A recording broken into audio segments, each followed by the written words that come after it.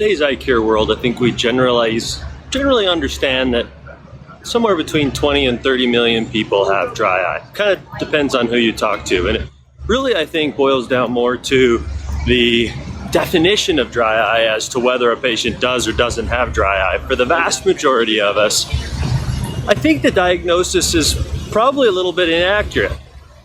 Here's what I mean.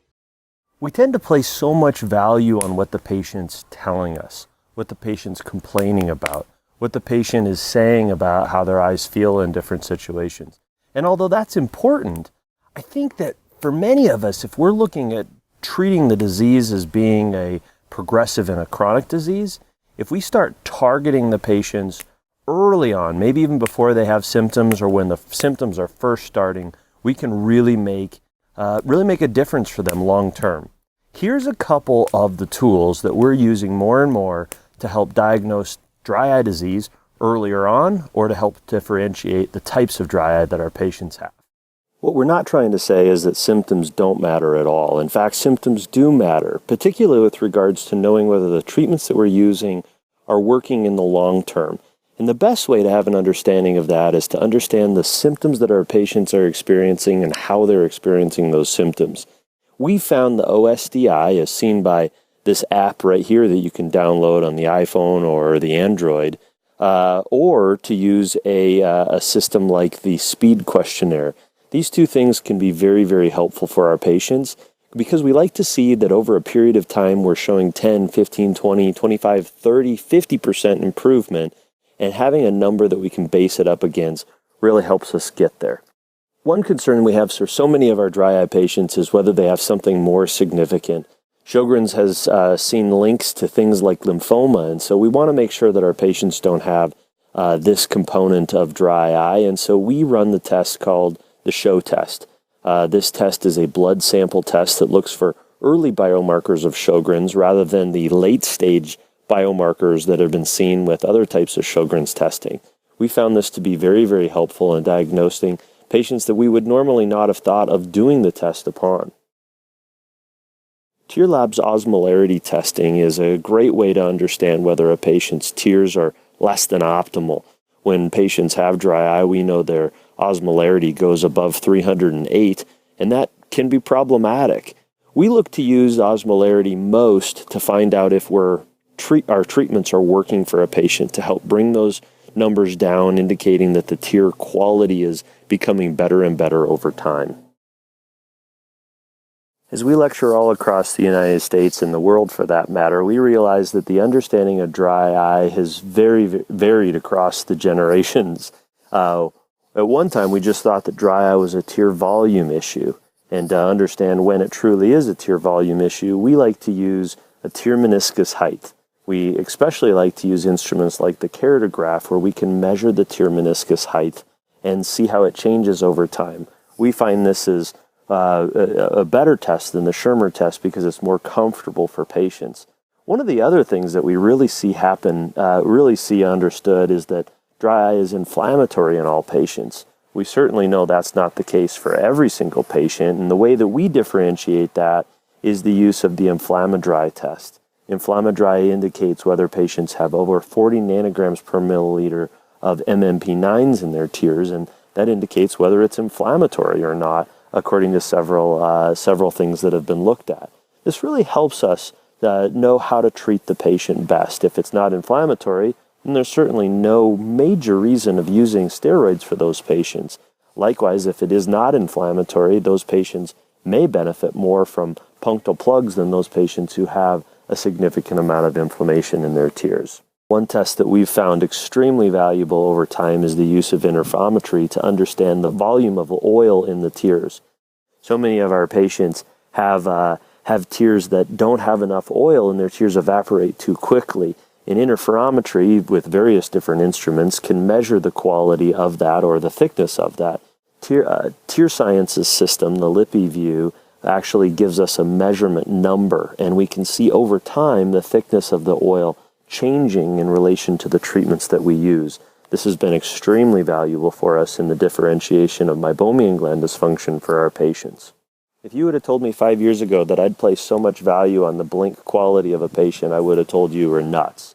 I can't believe how much has changed over the last 5 years in the understanding of dry eye. And at this point, I believe probably more than anything that the lack of a quality blink is the reason why so many patients have dry eye. We know that if a patient doesn't blink appropriately, they don't express the oil from their glands appropriately. And as such, with that 1.25 grams per millimeter square that they exert pressure upon those lids, that releases the oil into the eye.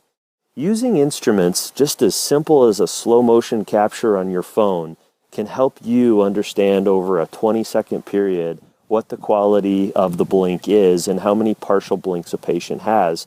And then you can use treatments that help improve the quality of the blink for your patients. We certainly understand that corneal staining is a hallmark sign of dry eye, and understanding how much corneal staining a patient has can indicate how severe their eye is being affected by the dry eye, whether their symptoms back it up or not. But when we look at fluorescein staining and we see that there is damage to the surface of the eye, over time this can be very, very problematic. But equally as important, we've decided that lissamine green staining is a major thing that we need to be evaluating on our patients.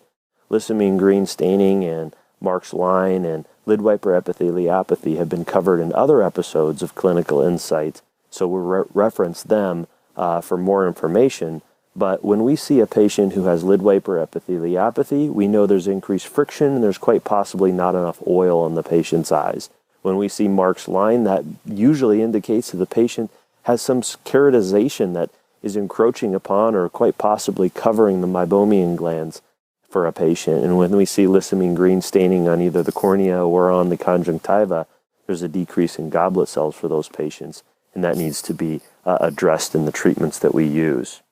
Just like a glaucoma specialist isn't going to practice their trade without the use of an OCT, we believe that quite possibly the most important tool that you can bring into your office is a meibographer to be able to grade, measure, and track over time the health of a meibomian gland. If it's dead, it's dead. And this can give you an indication of whether treatment is going to work effectively over time. If a patient has 95% of their glands dead, you're probably going to have a little bit of an issue getting that patient completely symptoms-free.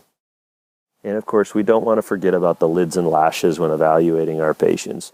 It's so important to look for things like Demodex, to look for things like biofilm that may be causing additional issues to the ocular surface tears, as well as to the meibomian glands and what's going on. And understanding if there's inflammation by evaluating for telangiectasia and so forth can really help us to be able to boil down and treat the patient more effectively.